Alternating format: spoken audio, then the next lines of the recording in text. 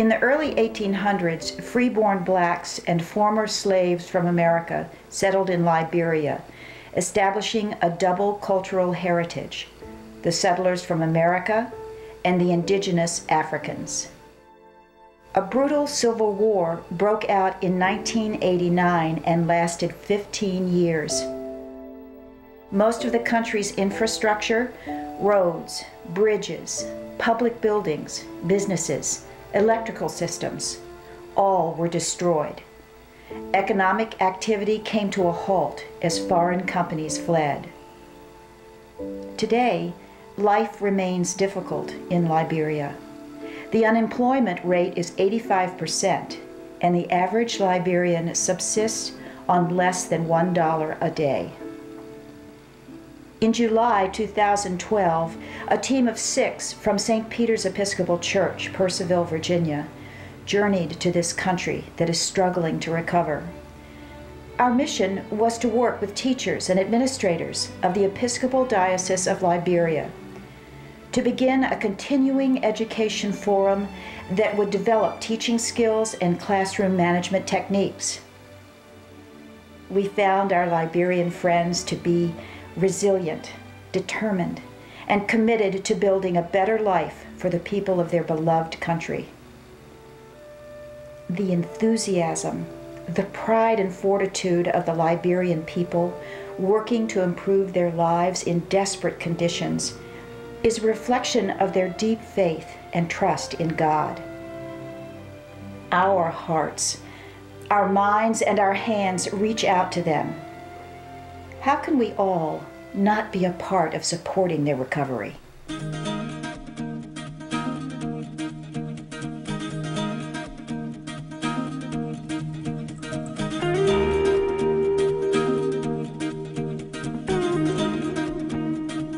I have a very blessed and rich life that was given to me, and I realize that there are 95% of the people in the world don't have the same things that I have, and I feel like it's our calling to go out and share whatever little bit we can with people throughout the world, in our neighborhood or in other countries or wherever the opportunity arises.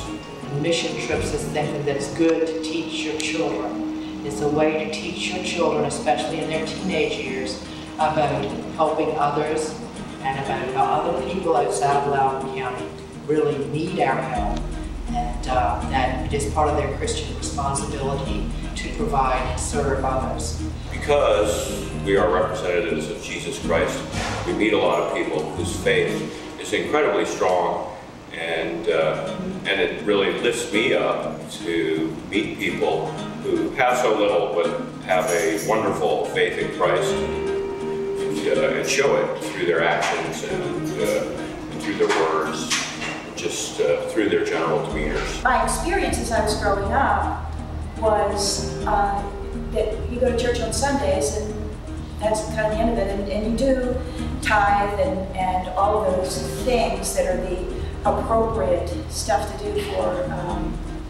to be a member of a church community.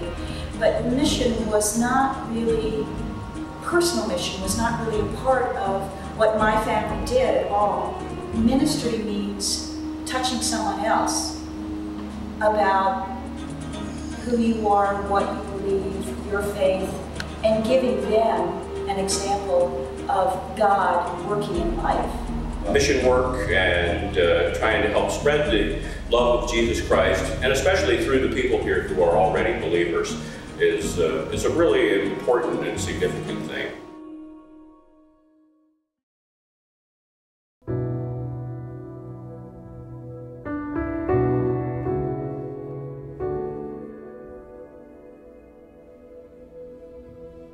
We feel it's important to be able to share with our Christian brothers and sisters the opportunities that we've had, the resources that we have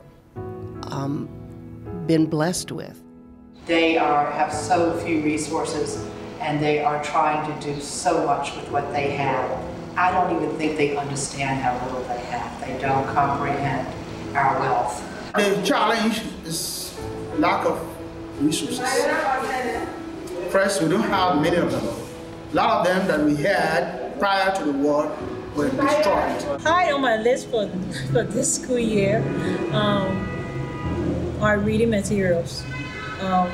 We have books, but they are old, and they're not things that the children enjoy reading.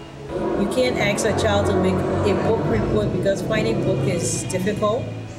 And so, yes, we really, really need books. It is a good thing that people could come to Liberia with those who have enough to share what God has given them.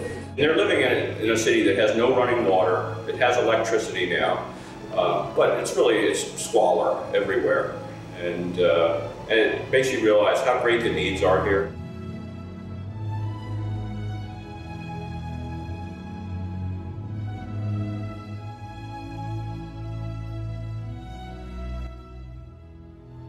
One of the things that we're trying to do with our training is to work with best instructional practices so that whether you have the technology or not, the resources, the textbooks, that best practices are best practices. And so even though we may be lacking resources, we can still teach. Resources, however, are incredibly important to provide for a very well-educated population. When we were at Bromley before, we were in a classroom, and what we noticed was that teachers were having to leave their seats and walk to the chalkboard to see what we had written. And then we noticed that no one had glasses. So we found the opportunity to learn how to assess vision for reading glasses, but just for reading papers and books and the Bible.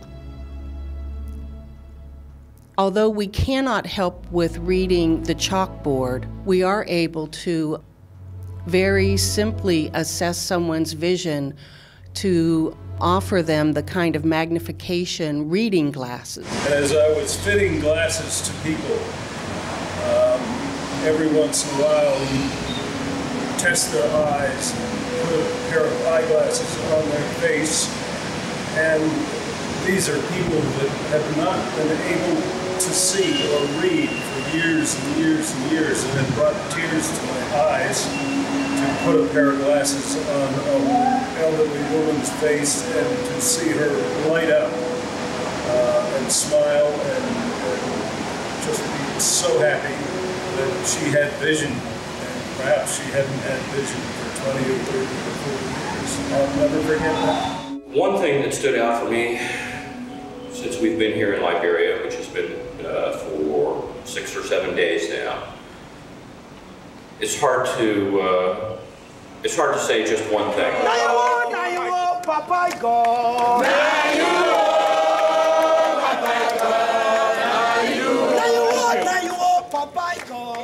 And this is what the incredible thing was. When they started singing, whoever could have known what this would turn into, but for 10 minutes, we segued from one praise song to the next with no instruments or anything, just hand clapping and chanting and people stepping into the middle of the circle and leading new songs, and it was just incredibly inspirational.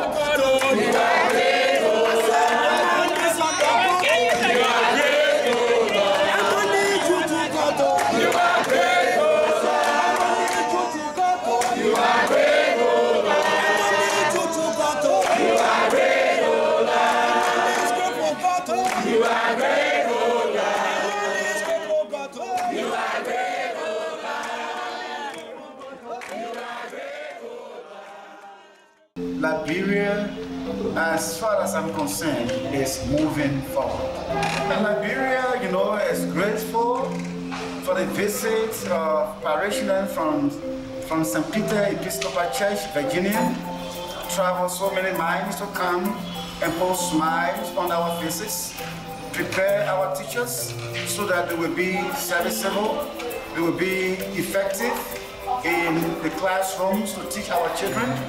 And we are also grateful because some of us we couldn't read well because of eyes problem, And now this team from St. Peter Episcopal Church in Virginia blessed us with glasses.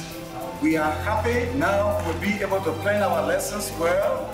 We'll be able to read, do our research and what have you. So we are grateful. We thank God for you.